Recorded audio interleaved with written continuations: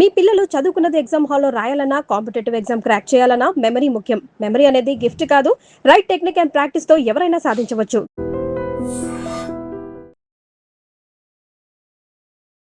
Welcome to I dream. నేను ఉదయశ్రీ. కేరళలో ఒక ఏడాదిన్నర బాబుని తల్లే ప్రియుడి మోజులో పడి తన భర్త మీదున్న కోపమంతా చూపిస్తూ తీవ్ర చిత్రహింసలకు గురి చేసింది. ఆ బాబు మొత్తం కట్లతో ఉన్న వీడియో సోషల్ మీడియాలో వైరల్ అవుతుంది. అది చూస్తే ఎవరి గుండెలైనా ఇట్లా పగిలిపోయేలా బాధపడుతూ ఉన్నారు. కానీ ఆ తల్లి ఎలా చేయగలిగింది?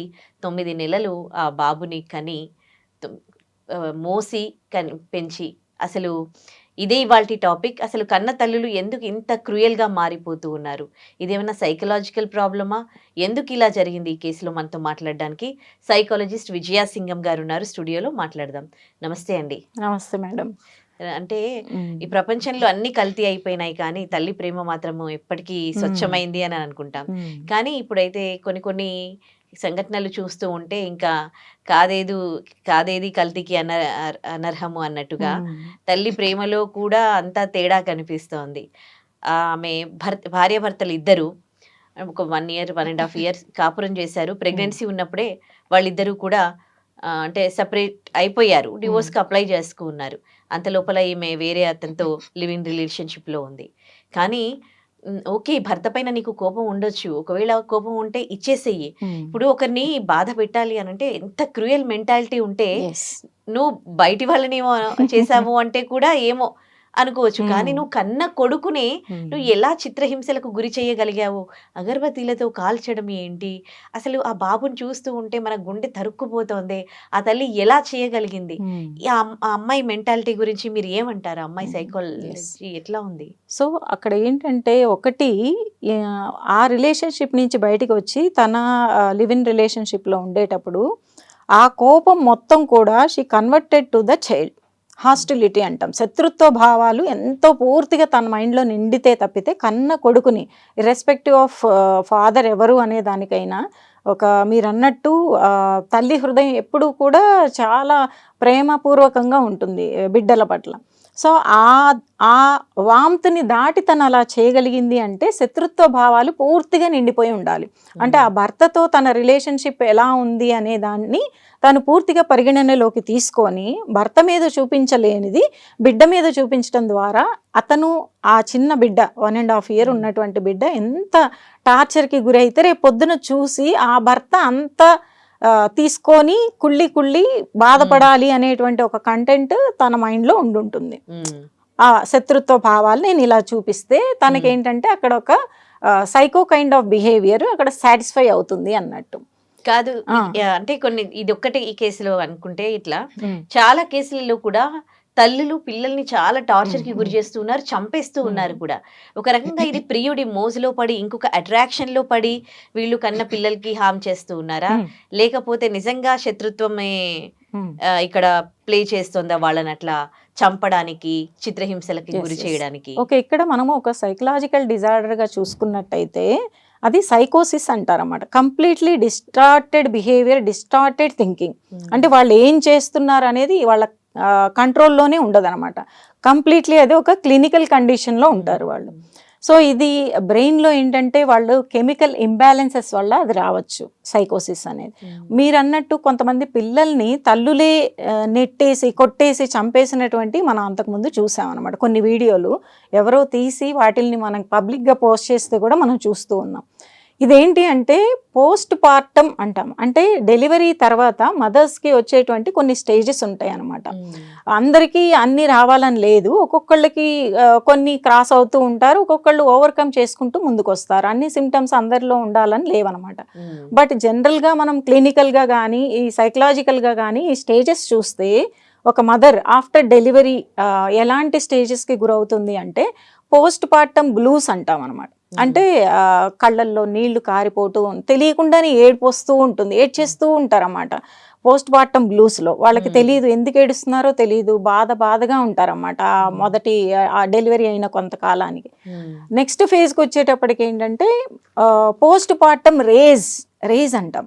వాళ్ళకి ఊరికే కోపం వచ్చేస్తుంది, ప్రతి వాళ్ళ మీద కోపం వచ్చేస్తుంది. అది పెద్దవాళ్ళ చిన్నవాళ్ళ పని వాళ్ళ అలా ఏముండదు, హార్మోనల్ ఇంబ్యాలెన్సెస్. ఎందుకు అంటే ఆఫ్టర్ డెలివరీ ఏంటంటే కంప్లీట్గా హార్మోనల్ బ్యాలెన్స్ అనేది చాలా తప్పిపోతుంది, ఫ్లక్చువేషన్ ఎక్కువ ఉంటుంది అనమాట.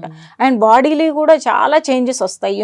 ఆఫ్టర్ ద డెలివరీ బేబీ గురించి మన బాడీని కంప్లీట్గా మారిపోతుంది. ఆ విషయంలో ఏంటంటే హార్మోనల్ చేంజెస్ అనేవి, ఫ్లక్చువేషన్స్ అనేవి ఎక్కువ ఉంటాయి కాబట్టి అక్కడ పోస్ట్ పార్టమ్ రేజ్ అంటాం అనమాట. కోపం విపరీతంగా వస్తూ ఉంటుంది, అందరి మీద చూపిస్తూ ఉంటారు. వాళ్ళకే తర్వాత గిల్ట్గా ఫీల్ అవుతారు, మా అమ్మని ఏంది ఇలా తిట్టేసానేంటి నేను అని అనుకుంటారమ్మా. నెక్స్ట్ ఫేజ్ వచ్చేటప్పటికి పోస్ట్ పార్టమ్ డిప్రెషన్. సో వీళ్ళు ఇక్కడ కంప్లీట్గా డిప్రెస్డ్ అయిపోతారు, లోగా ఫీల్ అయిపోతారు, వాళ్ళ లైఫ్ మీద వాళ్ళకే ఇంట్రెస్ట్ పోతూ ఉంటుంది. ఆ చైల్డ్కి తనకి మధ్య ఉన్న కనెక్షన్ కూడా వాళ్ళు ఫీల్ లేకపోతూ ఉంటారన్నమాట. ఇదేంటి అంటే ఫస్ట్ వాళ్ళు న్యూలీ బర్న్ అయినప్పుడు వీళ్ళ తను తల్లిగా జన్మిస్తుంది. మళ్ళీ తల్లిగా తన పాత్ర కూడా మళ్ళీ వచ్చేటప్పటికి she will be like very attentive. అక్కడ తన చాలా ఏంటంటే చాలా యాంగ్జైటీకి గురవుతూ ఉంటుంది, చాలా టెన్షన్కి గురవుతూ ఉంటుంది. ఈ ఫేజ్లో మళ్ళీ డిప్రెషన్ అనేది వస్తుంది. కిడ్కి తనకి కనెక్షన్ కూడా అంత తను ఫీల్ అవ్వలేకపోతూ ఉంటుంది. తన లైఫ్ మీదే తనకి హోప్స్ అనేవి పోతూ ఉంటాయి, తన మీద తనకి ఇంట్రెస్ట్ లేకుండా పోతుంది. That is post partum depression, PPD అంటామంట. వెరీ కామన్లీ మన దగ్గరికి కేసెస్ అనేవి ఎక్కువగా వస్తూ ఉంటాయి. ఆఫ్టర్ డెలివరీ ఇలా ఫీల్ అవుతున్నాం మేడం, చాలా ఇబ్బందిగా అనిపిస్తుంది, ఇలాంటి నెగిటివ్ థాట్స్ వస్తున్నాయి అని చెప్పి వచ్చి థెరపీస్ తీసుకుంటారు. నెక్స్ట్ వచ్చేటప్పటికి very dangerous kind of phase PPP అంటాం, PPP, పోస్ట్ పార్టమ్ సైకోసిస్ అంటాం అనమాట. ఇక్కడ వీళ్ళు ఏంటంటే కంప్లీట్గా distorted thinking and distorted behaviour అనేది వీళ్ళకు ఉంటుంది అనమాట. అంటే ఉన్నది లేనట్టుగా ఊహించుకోవటం, ఇంకా వాళ్ళలోని ఫాల్స్ బిలీఫ్ సిస్టమ్ అనేది ఉంటుందన్నమాట. వాళ్ళు ఇంకా ఆ కండిషన్లో పిల్లల్ని ఇసిరేసేయటం, తోసేయటం, కొట్టి పడేయటం, ఇసిరి పడేయటం, గోడలకి ఎట్లా దెబ్బలు తగులుతున్నాయి, పిల్లలు ఎలా ఏడుస్తున్నారు, వాడు నా పిల్లాడా, నేను తల్లినా, ఇలాంటివి ఏమీ ఉండదు అనమాట వాళ్ళకి. చాలా కొన్ని మనము యూట్యూబ్లో కూడా కొన్ని ర్యాండమ్గా పెట్టారు. అంటే డెలివరీ అవ్వగానేనా లేకపోతే అయిన కొంత 1.5 year గ్యాప్లో ఇవన్నీ కూడా జరుగుతూ ఉంటాయి అన్నమాట. ఈ ఫేజెస్ ఒక్కొక్కళ్ళకి 1 yearలో ఎక్కువగా కనిపిస్తాయి, 1.5 year ఒక్కొక్కళ్ళకి 1.5 year లోపు అన్నట్టు మనం చెప్పాం. 1 year is the crucial period. అందుకే కొత్తగా ఉన్నటువంటి ఆ తల్లిదండ్రులు, వాళ్ళ తల్లిదండ్రులు కానీ లేకపోతే భర్త కానీ కొంచెం జాగ్రత్తగా వచ్చే చేంజెస్ని చూస్తూ వాళ్ళకి సపోర్టివ్గా ఉంటే దాని నుంచి ఈజీగా బయటపడతారు. అంటే వాళ్ళు బేబీని హామ్ చేస్తారా లేకపోతే బయట ఎవరినైనా హామ్ చేస్తారా? ఇట్లా అంటే వాళ్ళ చుట్టూ ఎవరైతే ఉన్నారో ఫస్ట్ బేబీ అనేది తనకి డిపెండెంట్ కదా, ఎదురు తిరిగే వాళ్ళు కాదు కాబట్టి వాళ్ళు ఈజీగా తన మీదకి అటాక్ అయిపోతారు. ఎవ్రీ టైం అవైలబుల్గా ఉండేది బేబీనే కాబట్టి తన మీదకే వస్తుంది. పెద్దవాళ్ళు అనేటప్పటికి వాళ్ళకి అంత ఉండదు కదా చాయిస్. దట్స్ వై ఎక్కువ కేసెస్లో బేబీ మీదే చూపిస్తారు. వాళ్ళ బాండింగ్ ఏంటి, ఇదేంటి ఏం ఉండదు వాళ్ళకి. ఏంటంటే completely the thinking got distorted and the behaviour also dysfunctional and maladaptive బిహేవియర్కి వెళ్ళిపోతారు అన్నమాట. అందుకే మనం that word we use as సైకోసిస్ అంటాం. అంటే ఇది పోస్ట్ పార్టమ్ తర్వాత వచ్చేదే అని అనలేము. ఇలా ఒక ఫేజ్ ఉంది. ఇప్పుడు మనం చెప్పుకునే దాంట్లో అది అవ్వచ్చు, అవ్వకపోవచ్చు. ఇప్పుడు మానవత్వ విలువలు తగ్గిపోయినా కానీ అది సైకోసిస్ అనే పెట్టక్కర్లేదు. కంప్లీట్గా వాళ్ళు శత్రుత్వంతో కూడా చేయొచ్చు. ఇలా గడ్జి పెట్టేసుకొని ఆ వ్యక్తిని నేను ఇలా చెయ్యాలి అంటే ఇది ఇక్కడ చూపించేస్తారు అన్నమాట. ప్రొజెక్షన్, అక్కడ చూపించాల్సింది తీసుకొచ్చి ఇక్కడ చూపించడం అంటారు అన్నమాట. అక్కడ చేయలేనిది తీసుకొచ్చి ఇక్కడ చేయటం అంటారు. కానీ ఇక్కడ మనం చూసుకుంటే ఎక్కువగా సైకలాజికల్గా డిస్టర్బ్ అయిన వాళ్ళు ఇంత దానికి దారి తీసేటువంటి అవకాశాలు కూడా ఉంటాయి అన్నమాట.